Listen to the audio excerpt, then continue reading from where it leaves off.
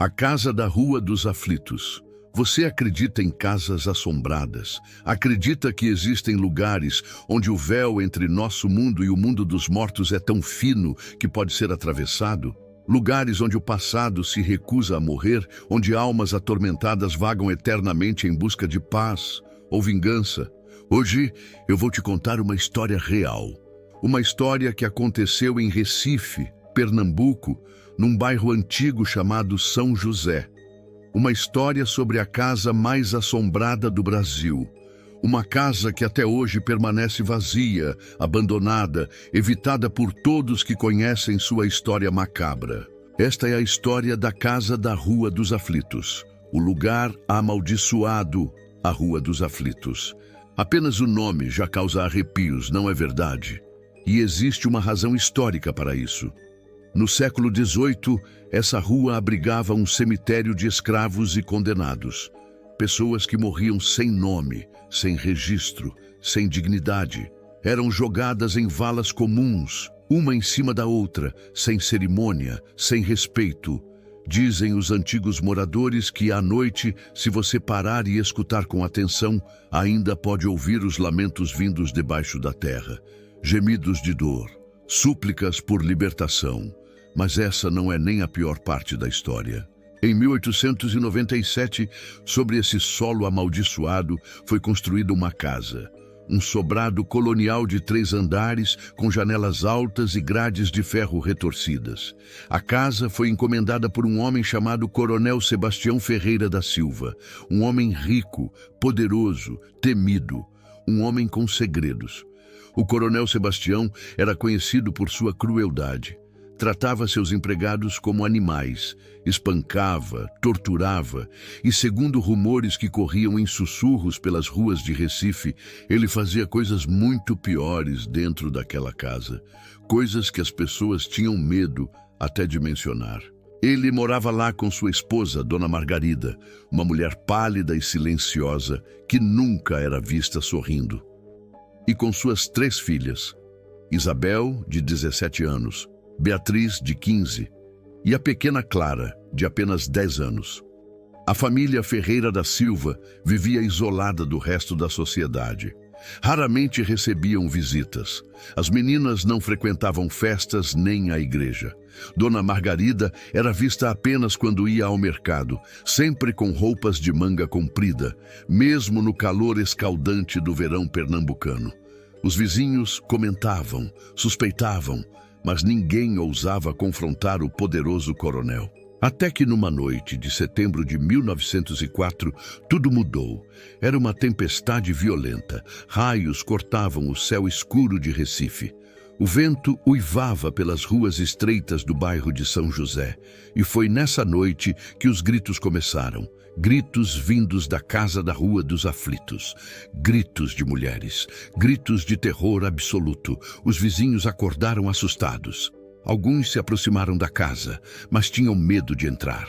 Os gritos continuavam cada vez mais desesperados, cada vez mais agonizantes. E então, de repente, silêncio. Um silêncio ainda mais assustador que os gritos. Na manhã seguinte, quando a polícia finalmente teve coragem de arrombar a porta, o que encontraram dentro daquela casa foi uma cena de horror indescritível. Mas antes de eu te contar o que aconteceu naquela noite, você consegue imaginar? O que você acha que a polícia encontrou dentro da Casa da Rua dos Aflitos? A noite do horror. Quando os policiais entraram na casa, o primeiro cheiro que os atingiu foi de sangue. Sangue fresco. Muito sangue. As paredes da sala de estar estavam salpicadas de vermelho. Os móveis revirados. Sinais claros de luta desesperada. No chão da sala, encontraram o corpo de Dona Margarida. Ela estava deitada de bruços, numa poça escura de sangue coagulado. Seu pescoço tinha marcas profundas de estrangulamento. Suas unhas estavam quebradas, arrancadas, como se ela tivesse lutado com todas as suas forças contra seu agressor. Mas o horror estava apenas começando. Subindo as escadas que rangiam sob seus pés, os policiais encontraram, no 2º andar, os corpos das 3 filhas, Isabel, Beatriz e a pequena Clara. Todas as três estavam trancadas num quarto pequeno e escuro, amontoadas num canto, abraçadas umas às outras. Seus rostos congelados numa expressão de terror absoluto. Seus olhos ainda abertos, fixos na porta. Como elas morreram? Os legistas inicialmente não conseguiram determinar. Não havia marcas de violência nos corpos. Não havia ferimentos. Era como se elas tivessem simplesmente morrido de medo. E o coronel Sebastião? Onde estava o dono da casa? Os policiais o encontraram no terceiro andar, no que parecia ser seu escritório particular. Ele estava sentado numa cadeira de madeira, de frente para a que dava para a Rua dos Aflitos. Uma faca ensanguentada estava caída ao seu lado. E em suas mãos, um diário. O coronel Sebastião tinha se matado, cortou os próprios pulsos e deixou que sua vida escoasse lentamente enquanto escrevia suas últimas palavras naquele diário. E o que estava escrito naquele diário? Ah, meu amigo, isso mudaria tudo. As autoridades tentaram manter o conteúdo do diário em segredo, mas em cidades pequenas, segredos não permanecem enterrados por muito tempo. Logo, trechos do diário começaram a circular, e o que estava escrito ali era perturbador demais para ser ignorado. O coronel Sebastião confessava em detalhes macabros anos de abuso contra sua própria família. Ele torturava suas filhas, espancava sua esposa. Mas não era apenas isso. Ele praticava rituais. Rituais obscuros, rituais de magia negra que ele havia aprendido com um escravo africano anos antes. Rituais que envolviam sangue, dor e sofrimento. Sebastião acreditava que esses rituais lhe dariam poder, riqueza e vida eterna. Mas algo deu errado, muito errado. Na última entrada do diário, escrita com letra trêmula, manchada de sangue, Sebastião descrevia a noite do horror.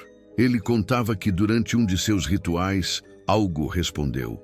Algo cruzou para o nosso mundo, algo que ele não conseguia ver, mas que conseguia sentir. Uma presença gelada, sufocante, carregada de ódio. Elas me olham, ele escreveu. As almas que eu torturei, elas voltaram, elas estão aqui. Vêm do chão, das paredes, do teto, sussurram meu nome, exigem vingança. Minha esposa viu. Ela tentou fugir, eu não consegui deixá-la. Elas me fizeram fazer isso. Minhas mãos não eram minhas. E minhas filhas, Deus, minhas pobres filhas, elas viram o que eu sou, viram os demônios que eu libertei. E agora, eles vêm por mim. A última frase do diário dizia simplesmente: eles estão aqui. Finalmente, justiça. A casa foi lacrada. As autoridades proibiram qualquer pessoa de entrar. Mas a maldição da casa da Rua dos Aflitos estava apenas começando. Você ainda está aí? Ou já está olhando por cima do ombro, verificando se está sozinho? Porque a história fica ainda mais assustadora. As aparições. Nos meses seguintes ao massacre, moradores da Rua dos Aflitos começaram a relatar fenômenos estranhos. Luzes piscando dentro da casa, mesmo sem eletricidade. Sombras se movendo atrás das janelas. E gritos, sempre os gritos. Toda noite de tempestade, exatamente como na noite do massacre, os gritos voltavam. Gritos de mulheres em agonia, gritos de crianças apavoradas. E uma voz masculina, grave e desesperada, implorando por perdão. Um padre local, Padre Antônio, decidiu que era seu dever fazer uma bênção na casa. Ele entrou sozinho, armado apenas com sua fé e um crucifixo.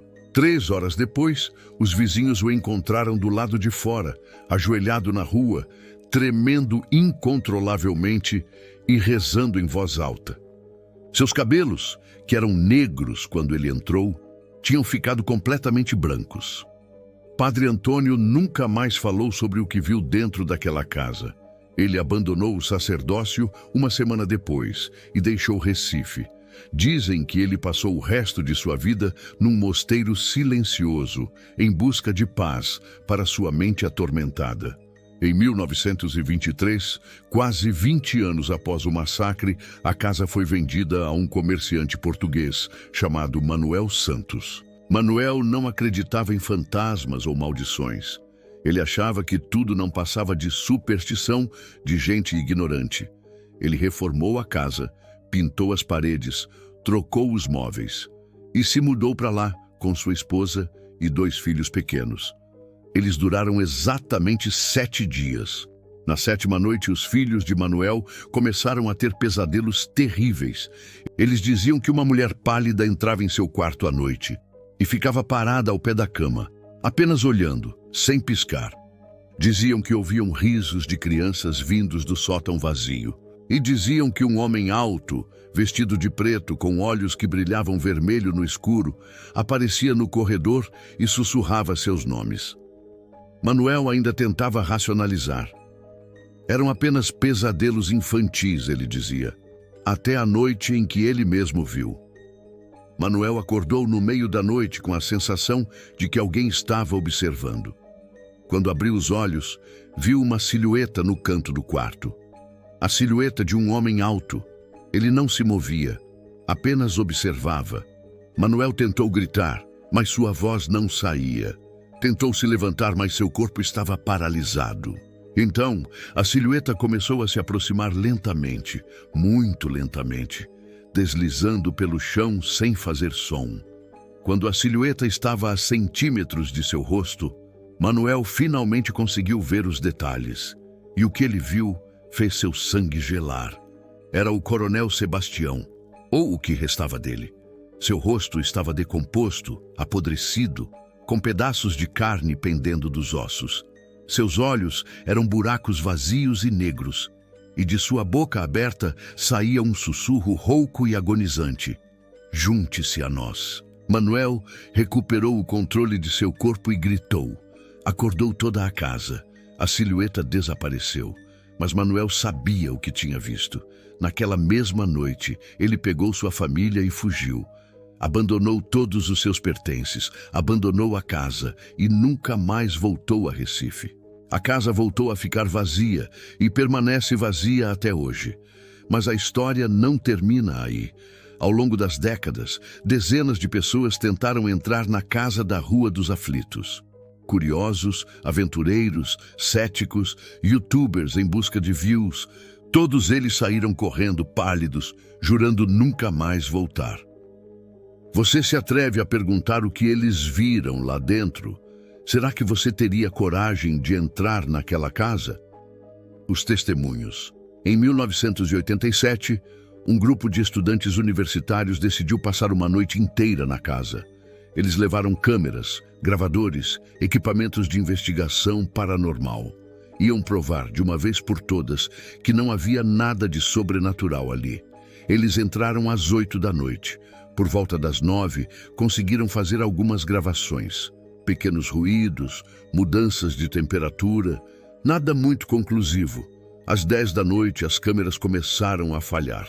As baterias, que estavam completamente carregadas, morreram em minutos.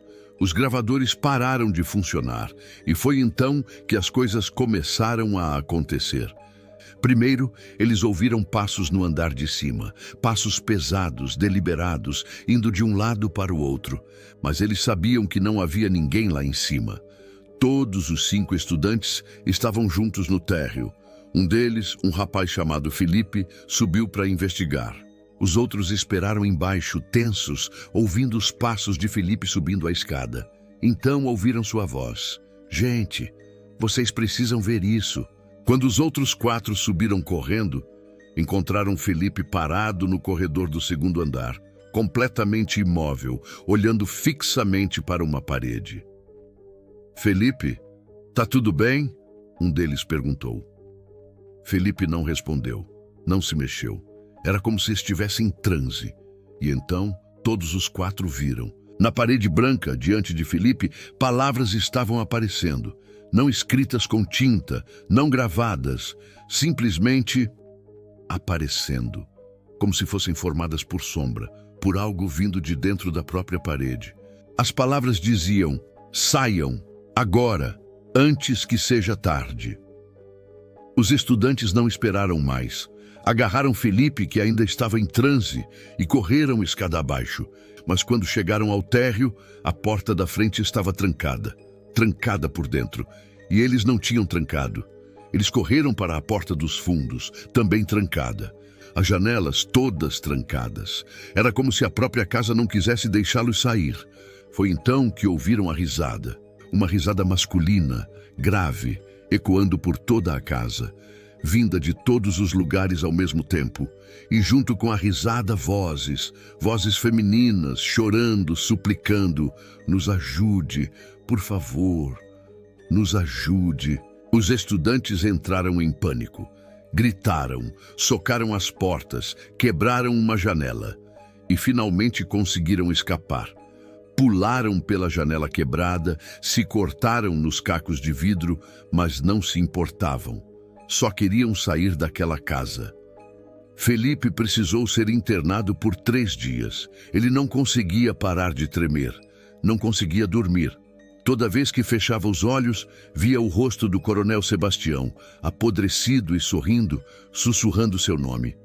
Nenhum dos 5 estudantes jamais falou publicamente sobre aquela noite, mas um deles, anos depois, em seu leito de morte, confessou a um padre que eles tinham visto algo mais. Algo que era tão horrível, tão perturbador, que eles fizeram um pacto de nunca revelar. E ele levou esse segredo para o túmulo. O que será que eles viram? O que pode ser tão terrível que 5 adultos fizeram um pacto de silêncio que durou décadas? A verdade sombria. Pesquisadores paranormais que estudaram o caso da Casa da Rua dos Aflitos chegaram a uma conclusão perturbadora. Aquele lugar não é apenas assombrado pelos espíritos da família Ferreira da Silva. Lembram que eu mencionei que a casa foi construída sobre um antigo cemitério de escravos e condenados? Centenas, talvez milhares de almas foram enterradas ali sem nome, sem respeito, sem paz. E os rituais de magia negra que o coronel Sebastião realizava naquela casa abriram um portal entre nosso mundo e o mundo dos mortos. Todos aqueles espíritos atormentados, todas aquelas almas em busca de vingança se concentraram naquela casa. E o coronel Sebastião, seu algoz em vida, se tornou sua prisão eterna na morte. Dizem que ele ainda está lá, preso, revivendo seus crimes, enfrentando a fúria das almas que ele ajudou a aprisionar. E sua família, Dona Margarida e as 3 filhas, elas também estão presas, não por malícia, mas porque morreram com tanto trauma, tanto terror, que suas almas não conseguem seguir em frente. Elas estão presas num loop eterno, revivendo aquela noite horrível, repetidamente para sempre. Até hoje, a Casa da Rua dos Aflitos permanece de pé. As autoridades já tentaram demoli-la várias vezes, mas algo sempre acontece. Trabalhadores se recusam a entrar, equipamentos quebram misteriosamente, e aqueles que insistem, bem, eles sempre saem com histórias assustadoras demais para serem inventadas. A casa está lá, vazia, esperando. Moradores do bairro de São José evitam passar pela Rua dos Aflitos à noite. Mães advertem seus filhos a nunca chegarem perto daquela casa. E nas noites de tempestade, quando os raios iluminam o céu de Recife e o trovão ecoa pelas ruas antigas, os gritos voltam, sempre voltam. O convite. Recentemente, em 2023, um grupo de investigadores paranormais internacional manifestou interesse em estudar a casa. Eles têm equipamento de última geração, experiência em casos similares ao redor do mundo e estão dispostos a passar uma semana inteira dentro da Casa da Rua dos Aflitos. As autoridades locais ainda estão decidindo se vão permitir. Mas uma coisa é certa: se essa investigação acontecer, o mundo inteiro vai estar assistindo. Porque se houver um lugar no Brasil onde o véu entre os vivos e os mortos é mais fino, onde o sobrenatural é mais real, é lá, na Casa da Rua dos Aflitos. Então, meu amigo, você acredita nessa história? Você acha que fantasmas existem, que almas atormentadas podem realmente prender-se ao nosso mundo? Ou você é daqueles que dizem, ah, isso é tudo imaginação, não existe nada disso? Se você for desse tipo, eu te desafio. Vá até Recife, vá até o bairro de São José, encontre a Rua dos Aflitos, e se você tiver coragem, entre naquela casa. Passe apenas 1 hora lá dentro, só 1 hora, e depois me conte o que você viu. Mas eu te aviso, muitos homens entraram céticos e saíram acreditando. Muitos entraram rindo e saíram chorando. E alguns nunca saíram da mesma forma que entraram. Se você gostou dessa história arrepiante, se sentiu aquele friozinho na espinha, aquela vontade de olhar por cima do ombro, então deixa aquele like aqui embaixo. Esse like me ajuda a continuar trazendo histórias reais de terror, mistério e sobrenatural para você. E se você ainda não é inscrito no canal Obscura Informação, clica naquele botão vermelho de inscrever-se e ativa o sininho. Porque toda semana eu trago histórias perturbadoras, casos inexplicáveis, mistérios não resolvidos do Brasil e do mundo. Você não vai querer perder.